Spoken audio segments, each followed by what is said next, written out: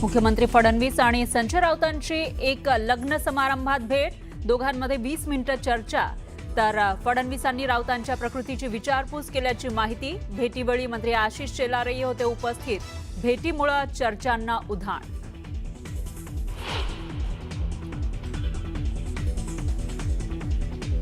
विधिमंडळाचं हिवाळी अधिवेशन एकाच आठवड्याचं होणार। 8 डिसेंबर ते 14 डिसेंबर पर्यंत हिवाळी अधिवेशन। रविवारीही अधिवेशनाचं कामकाज सुरू राहणार।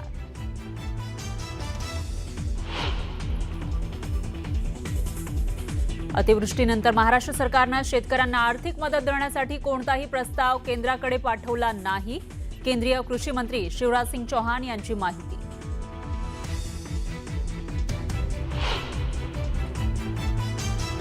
पूरग्रस्तांच्या मदतीसंदर्भात राज्य सरकारकडून केंद्राला प्रस्ताव पाठवलाय।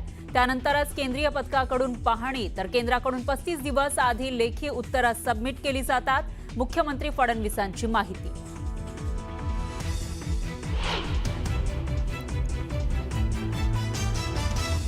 महात्मा फुलेंवरील डॉक्युमेंटरीची महत्त्वाची फाईल मंत्रालयातून गायब।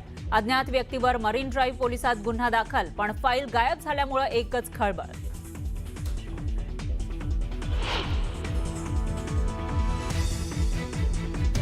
नेत्यांना काय वाटतं यापेक्षा कायदा महत्त्वाचा, निकाल पुढे ढकलण्यावरून टीका करणाऱ्यांना निवडणूक आयोगाचं थेट उत्तर। तर सर्व निर्णय कायद्याच्या अंतर्गतच, निवडणूक आयोगाकडूनही भूमिका स्पष्ट।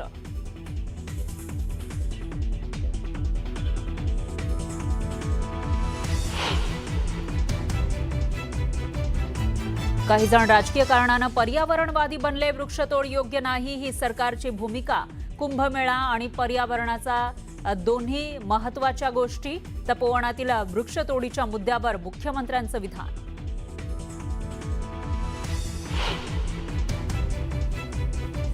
नाशिकच्या तपोवनातील वृक्षतोड प्रकरणी अजित पवारांची एंट्री। सामोपचारानं वृक्षतोड प्रकरणामध्ये मार्ग काढला पाहिजे, अजित पवारांनी ट्विट करत व्यक्त केली भूमिका।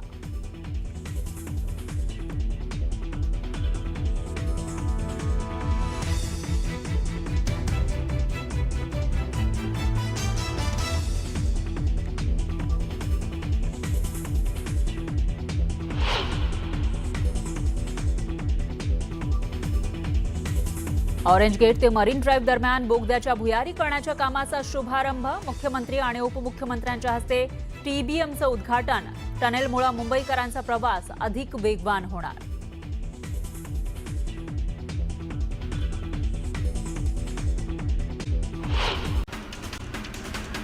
अतिवृष्टीनंतर महाराष्ट्र सरकारने शेतकऱ्यांना आर्थिक मदत देण्यासाठी कोणताही प्रस्ताव केंद्राकडे पाठवला नाही, अशी धक्कादायक माहिती केंद्रीय कृषी मंत्री शिवराज सिंह चौहान यांनी लोकसभेत दिली।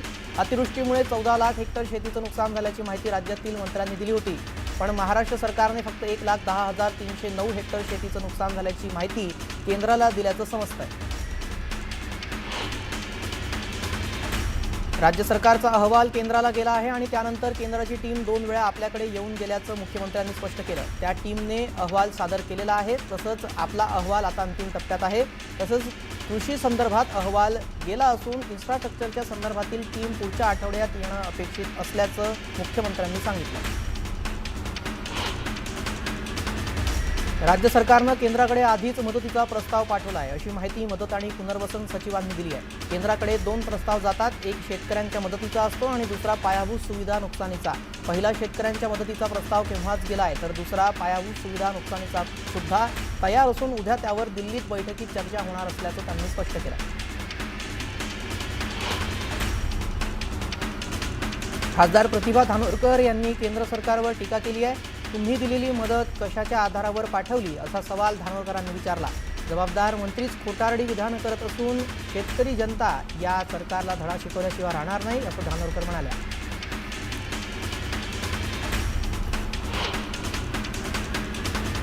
राज्य सरकारने अतिवृष्टीग्रस्त शेतकऱ्यांची थट्टा केली आहे, अशी टीका शेतकरी नेते रविकांत तुपकरांनी केली आहे। शेतकऱ्यांना सोबत घेऊन दिल्लीत आंदोलन करण्याचा इशाराही तुपकरांनी दिलाय।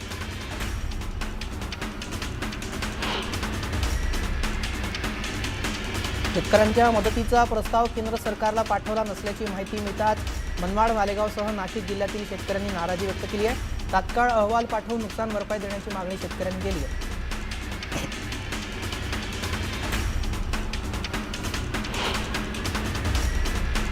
विधिमंडळाच्या हिवाळी अधिवेशनाचा कालावधी 1 आठवड्याचा आता असणार आहे. 8 डिसेंबर ते 14 डिसेंबरपर्यंत हिवाळी अधिवेशन होणार असून रविवारीही अधिवेशनाचं कामकाज सुरू राहणार आहे.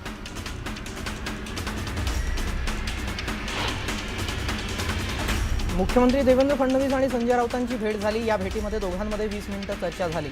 फडणवीसांनी यावेळी संजय राऊतांच्या तब्येतीबाबत विचारपूस केली. राजेश नार्वेकरांच्या मुलाच्या विवाह सोहळ्यानिमित्त राऊत आणि फडणवीसांची भेट झाली. निवडणुकीचे निकाल आणि काही निवडणुका पुढे ढकलण्याच्या निर्णयावरून निवडणूक आयोगाच्या वरिष्ठांची भूमिका स्पष्ट झालेली आहे. राजकीय नेत्यांना काय वाटतं यापेक्षा कायदा काय सांगतो हे महत्त्वाचं आहे, अशी भूमिका राज्य निवडणूक आयोगानं स्पष्ट केली आहे. मुख्यमंत्री देवेंद्र फडणवीस आणि इतर मोठ्या राजकीय नेत्यांनी आयोगाच्या निर्णयावर नाराजी व्यक्त केल्यानंतर निवडणूक आयोगानं ही भूमिका स्पष्ट केली आहे. खासदार सुप्रिया सुळेंनी मुख्यमंत्री देवेंद्र फडणवीसांना पत्र लिहिलंय. महाराष्ट्रातील सहकारी संस्थांच्या निवडणुका पारदर्शक व्हाव्यात, निवडणूक गोंधळावर राज्य सरकारनं त्वरित हस्तक्षेप करून कारवाई करावी, तक्रारींची चौकशी करून भविष्यातील निवडणुका अधिक पारदर्शक करण्याची हमी द्यावी, अशी मागणी सुप्रिया सुळेंनी केली.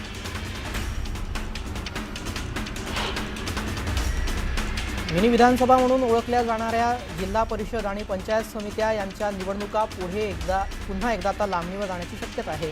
त्यापूर्वी महानगरपालिकांच्या निवडणुकांचं बिगुल वाढण्याची शक्यता आहे. 15 ते 20 डिसेंबर दरम्यान महानगरपालिकांच्या निवडणुकांचा कार्यक्रम जाहीर होण्याची शक्यता आहे. नगरपालिका ही कार्यकर्त्यांची निवडणूक असते. कार्यकर्त्यांना लढू द्या, अशी आमची तिन्ही नेत्यांची भूमिका होती, असं फडणवीस म्हणाले. तिन्ही पक्ष 75% परिषद पालिका जिंकणार. पराभव झाल्यावर विरोधक षडयंत्र आहे असं म्हणतील, असा टोलाही फडणवीसांनी लगावला.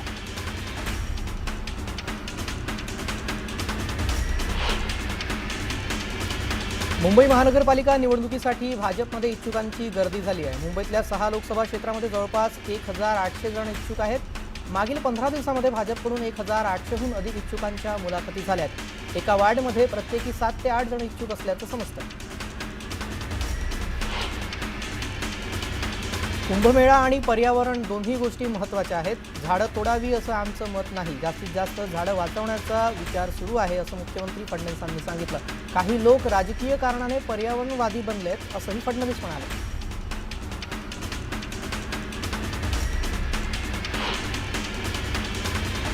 महाडमधील राड्या प्रकरणी भाजप आमदार प्रवीण दरेकरांनी शिवसेनेवर आरोप केले. यावरून विकास गोगावलेंनी दरेकरांना सवाल केलाय. रोह्यात राष्ट्रवादीच्या कार्यकर्त्याने भाजप उमेदवाराला मारहाण केली. यावर दरेकर काय बोलणार, असा सवाल विकास गोगावलेंनी विचारला.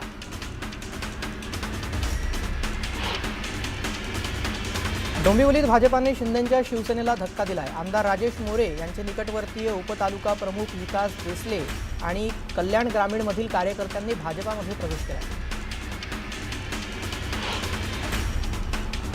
भीमा कोरेगाव आयोगासमोर हजर न राहिल्यानं माजी मुख्यमंत्री उद्धव ठाकरे यांच्या विरोधामध्ये अटक वॉरंट काढा असा अर्ज प्रकाश आंबेडकर यांच्या वकिलाने भीमा कोरेगाव आयोगाकडे केलेला आहे. कोरेगाव भीमा आयोगानं या अर्जावर अद्याप निर्णय दिलेला नाही. कोरेगाव भीमा हिंसाचार प्रकरणी उद्धव ठाकरेंना आलेल्या नोटिसी संदर्भात ॲडव्होकेट असीम सरोदे चौकशी आयोगासमोर बाजू मांडणार आहेत. प्रकाश आंबेडकरांच्या वकिलांनी उद्धव ठाकरे चौकशीला हजर राहत नसल्यानं अटक वॉरंट काढण्याची मागणी केली होती.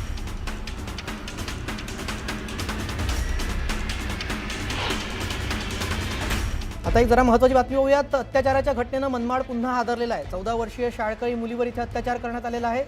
54 वर्षीय नराधमाला पोलिसांनी अटकही केलेली आहे. मालेगावमधील नागरिकांमध्ये आता परत संतापाची लाट पाहायला मिळते, कारण पुन्हा एकदा एका अल्पवयीनवर इथे अत्याचार करण्यात आलेला आहे. या अत्याचाराच्या घटनेनं मनमाड पुन्हा हादरलंय. 14 वर्षीय शाळकरी मुलीवर अत्याचार करण्यात आलाय.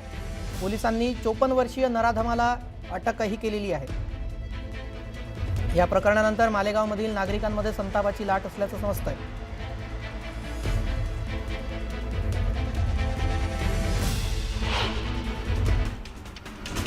कोरेगाव भीमा हिंसाचार प्रकरणी उद्धव ठाकरेंना आलेल्या नोटिसी संदर्भात ॲडव्होकेट असीम सरोदे चौकशी आयोगासमोर बाजू मांडणार आहेत. प्रकाश आंबेडकरांच्या वकिलांनी उद्धव ठाकरे चौकशीला हजर राहत नसल्यानं अटक वॉरंट काढण्याची मागणी केली होती.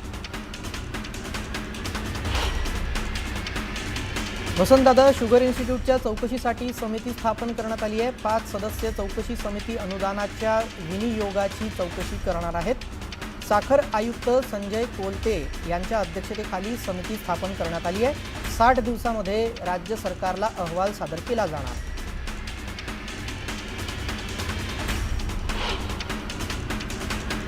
महात्मा फुलेंवरील डॉक्युमेंटची महत्त्वाची फाईल मंत्रालयातून गायब झाल्याचा धक्कादायक प्रकार समोर आला. या प्रकरणी अज्ञात व्यक्तीवर मुंबईतील मरीन ड्राईव्ह पोलिसात गुन्हा दाखल करण्यात आला. बीड जिल्ह्यातील ऊस उत्पादक शेतकऱ्यांचं गेल्या महिन्याभरापासून आंदोलन सुरू होतं. युवा शेतकरी संघर्ष समितीकडून सुरू असलेलं आंदोलन अखेर मागे घेण्यात आलंय. 2775 रुपये इतका दर देण्याचं कारखानदारांनी मान्य केल्यानंतर हे आंदोलन मागे घेण्यात आलं. सावंतवाडीमध्ये झालेल्या राड्या प्रकरणी भाजपा आणि शिवसेना पदाधिकाऱ्यांनी परस्पर दिलेल्या तक्रारीवरून दोन्ही बाजूंच्या 20 ते 25 जणांवर गुन्हे दाखल करण्यात आले आहेत. जमावबंदी असताना गोंधळ घातल्याप्रकरणी भाजप सेनेच्या 40 ते 50 कार्यकर्त्यांवर गुन्हे दाखल झाले आहेत. कराड नगरपालिकेसाठी काल एकूण 74 मतदान केंद्रावर 69.89% मतदान झालं. मतदान केंद्रावरील सगळ्या मतपेट्या कराड पोलिसांच्या बंदोबस्तात यशवंतराव चव्हाण बहुउद्देशीय हॉलमधल्या स्ट्रॉंग रूममध्ये ठेवण्यात आल्या. कोल्हापुरात 13 नगरपरिषदेतील ईव्हीएम स्ट्रॉंग रूममध्ये ठेवण्यात आली आहे.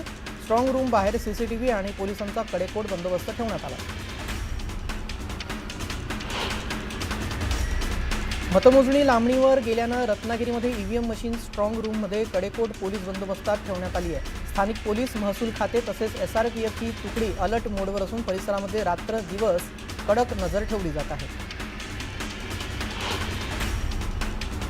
हिंगोलीमध्ये मतदान यंत्र ठेवण्यासाठी नगर परिषदेच्या कल्याण मंडप इमारतीमध्ये स्ट्रॉंग रूम तयार करण्यात आली आहे. स्ट्रॉंग रूमला कडेकोट पोलिसांचा बंदोबस्त इथे ठेवण्यात आला आहे. इमारतीच्या सर्व बाजूने सीसीटीव्ही कॅमेरे देखील लावण्यात आले.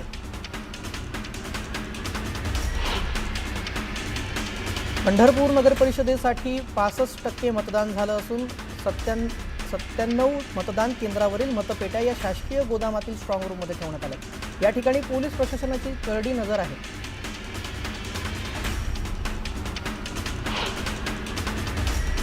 बदलापूर नगर परिषद निवडणुकीमध्ये मतदानासाठी वापरण्यात आलेल्या सगळ्या ईव्हीएम मशीन आदर्श शाळेच्या इमारतीच्या स्ट्रॉंग रूममध्ये पोलिसांच्या बंदोबस्तात ठेवण्यात आल्या आहेत. पुढचे 18 दिवस या विविध पक्षाचे कार्यकर्ते या ठिकाणी पहारा देणार आहेत.